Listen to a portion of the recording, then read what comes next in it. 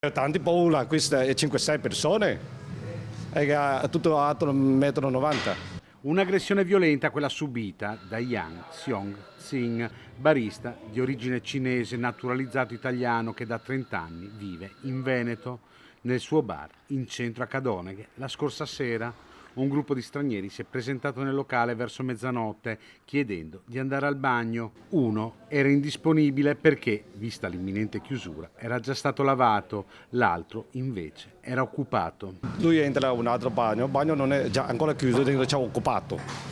Occupato, lui ha detto io ho fatto posto, già chiuso. Io ho detto no, non è chiuso, dentro c'è occupato, c'è un'altra persona. Io ho detto aspetta un minuto, lui no. Lui subito. Questo ha fatto scattare la violenza. Uno degli avventori ha preso il barista per il collo avvicinando la sua faccia fronte a fronte.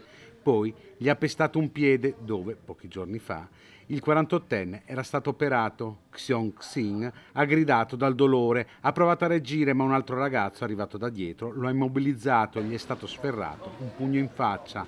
Poi la fuga. Io ho subito chiamare 112.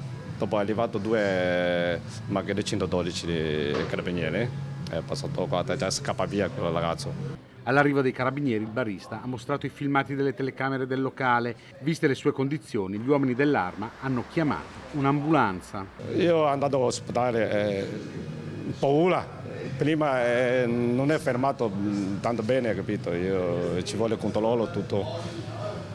E ti ha dato un pugno forte? Sì, forte.